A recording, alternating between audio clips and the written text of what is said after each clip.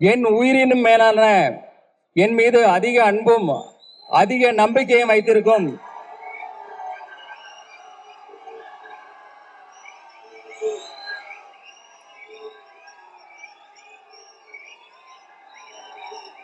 என் ரசிக பெருமக்களே, உங்கள் அனைவருக்கும் எனது அன்பான பணிவான வணக்கத்தை தெரிவித்துக் கொள்கிறேன். இன்றைய சூழலில் உலகில் போர்முக மேகங்கள் சூழ்ந்து மக்களுக்கு துயரத்தையும் ஒரு பாதுகாப்பு அற்ற தன்மையும் நிலவி கொண்டிருக்கிறது.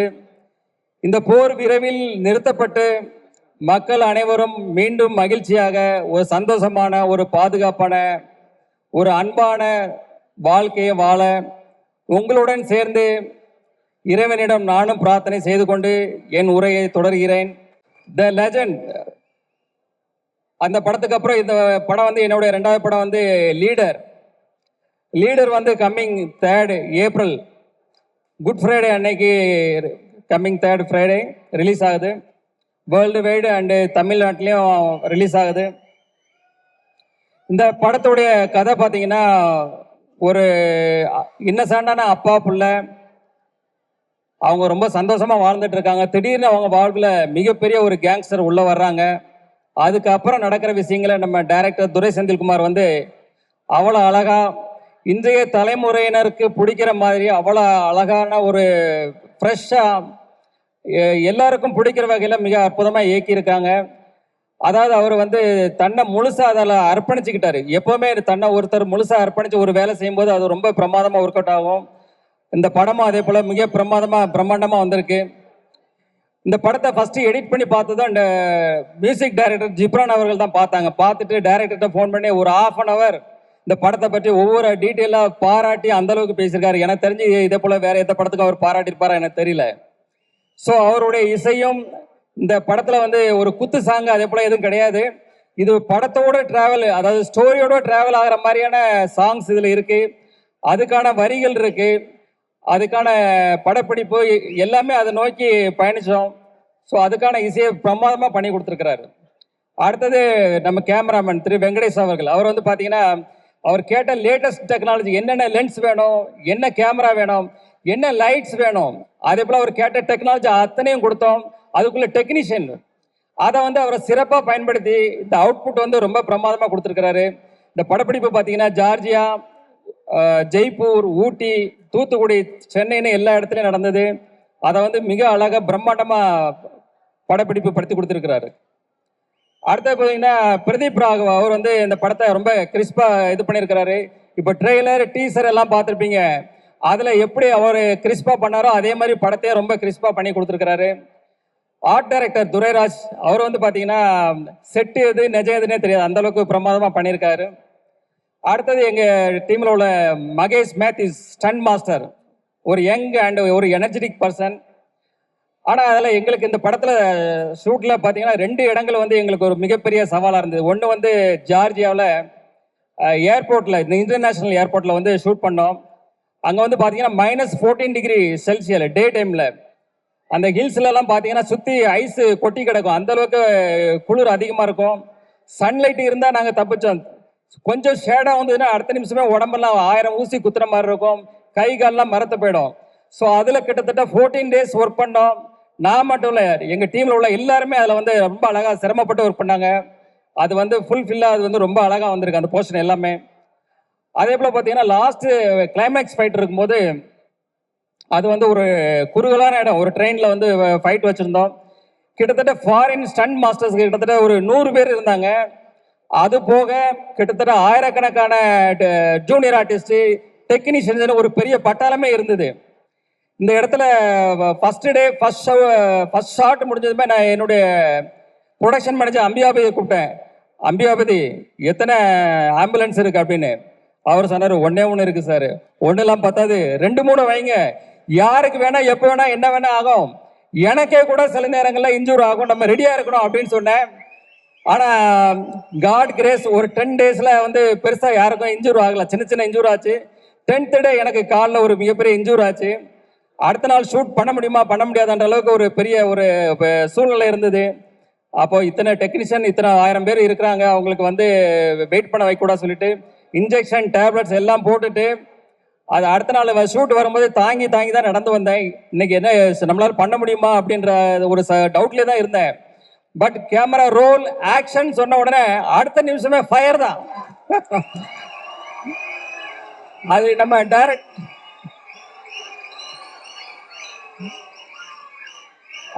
நம்ம டைரக்டர் சார் சொன்ன மாதிரி அந்த எனர்ஜி எங்க இருந்து வருது தெரியாது. அது காட் பிளஸிங், கடவுளுக்கு தான் நன்றி சொல்லலாம்.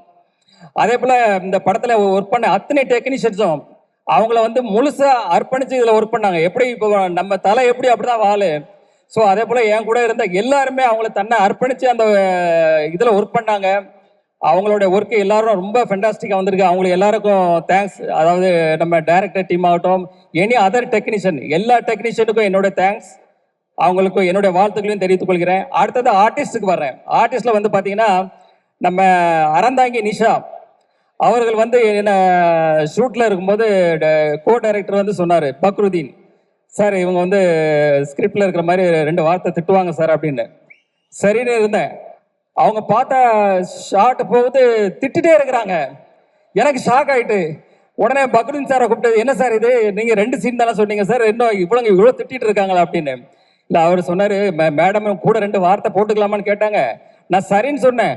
ஆனா இப்படி பச போடுவாங்கன்னு எனக்கு தெரியாது சார் அப்படின்னு. ஆனா அப்புறம் அறந்தாங்கி நிஷாட்ட அப்புறம் சொன்னேன் வந்து, இல்ல இது நீங்க பண்ணது கரெக்ட் தான், இந்த வந்து சீன் அப்பதான் இது வந்து நல்லா இன்ட்ரெஸ்டிங்கா இருக்கும்னு சொல்லி அந்த சீன் அதே போல ரொம்ப நல்லா வந்தது.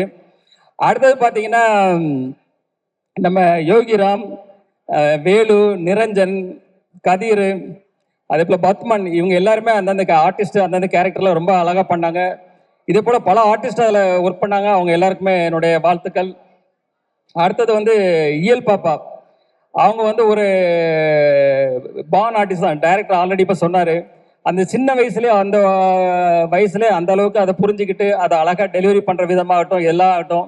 செட்லேயே அவங்க பேரண்ட்ஸ்கிட்ட சொன்னேன், இந்த பொண்ணு ஒரு நாளைக்கு பெரிய ஹீரோயினாக வரும்னு. அது கண்டிப்பாக நடக்கும். அதே போல் நம்ம ஜார்ஜ் வில்லியம்ஸ்னு நடித்தார் என் கூட. அப்போ அவர் வந்து ஒரு சீனு, அவர் அங்கே நிற்கிறாரு, நான் இங்கே நிற்கிறேன். அப்போ அவர் வந்து கொஞ்சம் சங்கோச்சப்பட்டார், சார் நீங்கள் அங்கே இருக்கணும் நான் இங்கே இருக்கணும் இதான் சார் அப்படின்னு கொஞ்சம் சங்கோச்சப்பட்டார். சார் சினிமா தானே சார், இது அப்படி தான் பண்ணணும்னு சொல்லி அவரை சமாதானப்படுத்தி அந்த சீனை முடித்தோம். அதுக்கப்புறம் ஒரு எமோஷனான சீன், என்னோட எமோஷனான ஒரு சீனு. செட்டில் அந்த சீன் முடிஞ்சதை எல்லாரும் கிளாப்ஸ் பண்ணாங்க. சார் ஓடி வந்து கையை பிடிச்சிட்டு ரொம்ப நெகிழ்ச்சியாக கண்ணெலாம் கலங்கி அவர் வந்து ரொம்ப பாராட்டினார். அந்த தருணங்களும் ரொம்ப சந்தோஷமா இருந்தது. அடுத்தது பார்த்தீங்கன்னா நம்ம பாகுபலி பிரபாகர், அவர் வந்து பார்த்தீங்கன்னா ஒரு சீனில் அப்படி ஃபோனை அப்படி தூக்கி வீசினாரு. அப்படி பார்த்தா எல்லாம் ஃபோன் தெரிச்சு ஓடுது. பக்கத்தில் இருந்தவங்க எல்லாரும் தூரமாக ஓடி போயிட்டாங்க. ஏன்னா அவ்வளோ பயம். என்ன சார் இது இவ்வளோ பவர்ஃபுல்லாக அடிக்கிறாரு. ஏன்னா அவர் அஜானா பாகு 6 அடிக்கு மேலே இருக்கிறாரு, கடோத் கஜன் மாதிரி இருக்கிறாரு. அது எல்லாம் கொஞ்சம் பயந்தாங்க. அப்புறம் அவர் வந்து சொன்னார், இல்லை சார் நான் இப்படி பண்ணுறேன் இது இப்படி பண்ணுறேன் யாருக்கும் ஒன்றும் ஆகாதுன்னு சொல்லி அடுத்த சீன் எடுத்தோம். அதே போல் ரொம்ப இன்ட்ரெஸ்டிங்காக அது போச்சு. அதே போல் பார்த்தீங்கன்னா நம்ம லால் சார் வந்து ஒரு மிகப்பெரிய ஜீனியஸ். அவர் வந்து ஒரு ப்ரொடியூசர், ஒரு டைரக்டர், ஒரு ஆக்டர்.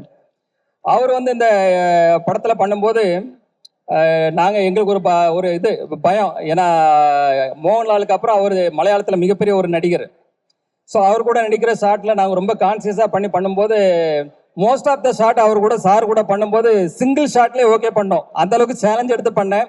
அது எல்லாமே most of the time single ஷாட்லேயே அது முடிஞ்சது. அது ஒரு இன்ட்ரெஸ்டிங்கான அனுபவம். அடுத்தது பார்த்தீங்கன்னா நம்ம சந்தோஷ் பிரதாப், அவர் வந்து ஸ்டார்டிங்கில் ஒரு ஃபர்ஸ்ட் ஷெட்யூலில் அவருடைய இது பார்த்துட்டு வந்து இது வந்து ஒரு மேனரிசம் பண்ணார், சிரிச்சுக்கிட்டே ஒரு மேனரிசம் பண்ணார். அப்போ நான் டைரக்டர் சார்ட்ட சொன்னேன், சார் இது மேனரிசம் நல்லா இருக்கு சார், படம் ஃபுல்லாக இது ட்ராவல் பண்ணால் நல்லா இருக்கும்னு. சாரும் அக்செப்ட் பண்ணிக்கிட்டாங்க. அப்புறம் அதுக்கப்புறம் பார்த்தீங்கன்னா கிளைமேக்ஸ் ஃபைட்டில் வந்து அவர் கண்ணில் ஒரு அடிபட்டுரும், கண்ணில் பிளட் மாதிரி ஒன்று இதாகிடும், கிளாட் ஆகிடும். ஸோ எவ்ரி ஷாட், அதாவது அந்த கிட்டத்தட்ட 14 days எவ்ரி ஷாட் வந்து அவர் கண்ணில் அந்த பிளட்டை போடணும், எவ்ரி ஷாட்டு. அதாவது யாருமே சொல்ல வேண்டியதில்லை, யாருமே அவருக்கு எதுவுமே சொல்ல வேண்டியதில்லை. அவரே அந்த கரெக்டாக அந்த ஷாட் ரெடினா அந்த கண்ணில் அந்த பிளட்டை போட்டு வந்துடுவார். அதை பார்க்கும்போதே நம்மளுக்கே சிரமமாக இருக்கும், அது கஷ்டமாக இருக்கும். அது என்னடா இவ்வளோ கஷ்டப்பட்டு பண்ணுறாங்களேன்னு. பட் அவர் வந்து அதை டெடிக்கேஷன், அந்த அளவுக்கு அவர் வந்து சின்சியாரிட்டி, அவர் வந்து மிகப்பெரிய உயரத்துக்கு வரணும் நீங்க. அதே போல நம்ம ஷாம் சார் வந்து பாத்தீங்கன்னா அவருடைய மெச்சூர்டான நடிப்பு அந்த படத்துல கொடுத்துருக்கிறாரு. அவர் இத்தனோட வருட டிராவல்ல பாத்தீங்கன்னா அந்த ஒரு அனுபவம், அந்த மெச்சூர்டான நடிப்பு அதை கொடுத்துருக்கிறாரு. எனக்கு தெரிஞ்சு அவர் பண்ண கேரக்டரை வேற யாரு பண்ணாலும் இந்த அளவுக்கு நல்லா ஜஸ்டிஃபை பண்ணி இருக்க முடியுமான்றது எனக்கு ஒரு டவுட் தான். நம்ம வந்து அமிர்தா ஐயர்னு ஒருத்தவங்க பண்ணாங்க. அவங்க ஒரு சின்ன ரோல்ல, அதுல நல்ல ரோல் தான் அவங்களுக்கு, அமிர்தா ஐயர். ஆக்சுவலி அவங்க பார்த்தீங்கன்னா செட்டுக்கு வரும்போது வந்து ஒரு இன்னசென்ட்டாக இருப்பாங்க. அது வந்து சீன் பார்த்தீங்கன்னா மிகப்பெரிய சீனாக இருக்கும். இந்த சீனை அவங்களால எப்படி கன்சியூம் பண்ண முடியும், எப்படி பண்ண போகிறாங்கன்னு ஒரு பயத்தோடய நம்ம இருப்போம். ஆனால் அந்த சீனை ரொம்ப அழகாக நேர்த்தியாக பண்ணி எங்களை ஆச்சரியப்பட வச்சாங்க. அதே போல் ஒரு எமோஷனான ஒரு சீன் இருந்தது. அதுலேயும் வந்து அவங்க அழகாக பெர்ஃபார்மன்ஸ் பண்ணி அதை வந்து இப்போ எல்லாருடைய பாராட்டையும் பெற்றாங்க. அதே போல் ஐஸ்வர்யா லட்சுமி மேடம், அவங்க வந்து பார்த்தீங்கன்னா ஐஸ்வர்யா மேடம் வந்து ஒரு முதிர்ச்சியான பண்பட்ட நடிப்பு, அதாவது அவங்களுடைய ஷெட்டில் மோஸ்ட்லி எங்களுக்கு ஜெய்ப்பூர்ல தான் இருந்தது. ஒரு முதிர்ச்சியான பண்பட்ட நடிப்பை ரொம்ப சிறப்பாக வெளிப்படுத்தினாங்க. ரியலி அது வந்து அவங்கள பாராட்டத்தக்கது. அடுத்தது நம்ம ஆண்ட்ரியா, அவங்க வந்து பார்த்தீங்கன்னா நம்ம டைரக்டர் சார் எல்லாருக்குமே அந்த கேரக்டருக்கு வந்து வேற வேற அந்த கேரக்டருக்கான நேம் தான் வச்சுருந்தாங்க. ஆனால் ஆண்ட்ரியா அவங்க வரும்போது மொத்தம் ஆண்ட்ரியானே சொல்லி எழுதி வச்சுருந்தாங்க. ஏன்னா அந்த கேரக்டருக்கு அவங்க பண்ணால் நல்லா இருக்கணும், அந்தளவுக்கு சார் வந்து மைண்டில் ஜஸ்டிஃபை பண்ணி வச்சுருந்தாங்க. அதை படம் பார்க்கும்போது எங்களுக்கு புரிஞ்சது. சாரு சொன்ன மாதிரி அவங்க வந்து அதை கரெக்டாக ஜஸ்டிஃபை பண்ணி ரொம்ப அழகாக பண்ணியிருந்தாங்க. அடுத்தது நம்ம தலைவர் விடிவி கணேஷ் தான். அவர் வந்து பார்த்தீங்கன்னா ஒரு சீன் எடுத்துட்டு இருக்கோம். ஒரு ரெண்டு பேருக்கு சேர்த்த ஒரு க்ளோஸ்அப்பு. சார் வந்து எடுத்துட்டு இருக்கிறாங்க. ஷார்ட் டேக்கு போயிட்டே இருக்கு, ஓகே ஆக மாட்டேங்குது. என்னன்னு பார்த்தா அவர் அடிக்கிற காமெடி நம்மளால சிரிப்பை கண்ட்ரோலே பண்ண முடியல. அப்போ சார்கிட்ட ஒரு ரிக்வஸ்ட் பண்ணேன், சார் நான் வந்து கொஞ்சம் டைலாக் நான் பேசி முடிச்சதும் அவருக்கு ஷிஃப்ட் பண்ணிடுங்க, அப்போதான் இது ஒர்க் அவுட் ஆகும்னு சொல்லி அதே போல் பண்ணாங்க. அதுக்கப்புறம் அந்த ஷார்ட் ஓகே ஆச்சு. அதுக்கு விடிவி கணேஷ் சார் தான் தேங்க்ஸ் சொன்னேன். எத்தனை ஷார்ட் எடுத்தாலும் அவர் வந்து சலிக்காம நல்லபடியாக அதை முடிச்சு கொடுத்தாரு. அதே போல் பார்த்தீங்கன்னா லாஸ்ட் ஒரு இடத்துல வந்து அவர் வந்து டைலாக்கு, அவர் ஒரு டைலாக ஆரம்பிச்சு ஒரு இடத்துல முடிக்கணும், அதான் ஸ்கிரிப்ட்னா அவர் இன்னொன்னுல ஆரம்பிச்சு இன்னொன்னுல முடிப்பாரு. அடுத்த வாட்டி சரி, ஏன்னா அதுக்கப்புறம் நான் பேசணும், சரி இதுல ஆரம்பிச்சு இதுல முடிப்பாரு பார்த்தா அப்பவும் மாத்தி பேசுவார். நம்ம ஒரு கன்ஃபியூஷன் ஆயிடுவோம். ஆனா ஏன்னா அவர் ஒரு காமெடியில இருப்பாரு, நம்ம ஒரு சீரியஸ் மோட்ல இருப்போம் அந்த கேரக்டரு. ஸோ ஒரு காமெடியா இருந்தா நம்ம ஏதாவது ஒரு பிட்டை போட்டு நம்மளும் அதில் டிராவல் பண்ண முடியும். ஸோ அது வந்து பண்ண முடியாம போயிடுச்சு. பட் அவர்கிட்ட மிகப்பெரிய திறமை இருக்கு. அவர் ஒரு தயாரிப்பாளர், அவர் ஒரு நடிகர், நாளைக்கே ஒரு பெரிய டைரக்டர் ஆனாலும் ஆச்சரியப்படுறதுல. அவர் கூட ஒரு 2 சீனாவது அடுத்த படத்துல ஒரு ஃபுல்லா ஒரு ஜோவியலான ஒரு காமெடி ட்ராக் பண்ணணும்னு என்னுடைய ஆசை. அடுத்தது படத்தினுடைய ஹீரோயின் பாயல் ராஜ்புத். அவங்க வந்து தெலுங்குல வந்து பாத்தீங்கன்னா RX100, அப்புறம் வந்து Mangal Varam, heroine centric film, 2 ஃபிலிமே பிளாக் பஸ்டர்ஸ். ஸோ நாங்கள் வந்து எங்கள் கதைக்கு சார் தேடும்போது சார் சொன்னாங்க வந்து ஒரு ஹோம்லியாகவும் இருக்கணும், ஒரு ஆக்ஷன் ஓரியன்ட் ஹீரோயினாகவும் இருக்கணும். ஸோ அதை ரெண்டுமே ஜஸ்டிஃபை பண்ணி ரொம்ப பிரமாதமாக பண்ணாங்க. ஸோ தமிழ் சினிமாவுக்கு வந்து அவங்க ஒரு இந்த பெர்ஃபார்மன்ஸ் வந்து ஒரு புதுசாக இருக்கும், எல்லாருக்கும் பிடிக்கும்னு நினைக்கிறேன். ஃபைனலாக இந்த படத்தை வந்து வெற்றிமாறன் சார் அப்புறம் தனுஷ் சார்லாம் இப்போ ரீசெண்டாக பார்த்துட்டு இந்த படம் பிரம்மாண்டமாக இருக்கு, பிரமாதமாக இருக்குன்னு பாராட்டியிருக்காங்க. எங்கள் படக்குழுக்கும் சரி எனக்கும் சரி இந்த படத்து மேலே மிகப்பெரிய நம்பிக்கை. இந்த படம் வந்து ஒரு ஜெயிலர் அளவுக்கோ, ஒரு விக்ரம் அளவுக்கோ, ஒரு லியோ அளவுக்கு வெற்றி படமா அமையும். அதுக்கு ஏன்னா அதுக்குள்ள தகுதி அத்தனையும் இந்த படத்துல இருக்கு. நீங்க அந்த படத்தை வந்து நீங்க பார்க்கும்போது கண்டிப்பா புரியும். கம்மிங் April 3 வர்ற குட் ஃப்ரைடே அன்னைக்கு, கவர்மெண்ட் ஹாலிடே அன்னைக்கு ரிலீஸ் ஆகுது. ஸோ ஃபேமிலியோட எல்லாரும் பாருங்க. உங்களை 100% இது வந்து சாட்டிஸ்ஃபை பண்ணும். தேங்க்ஸ்.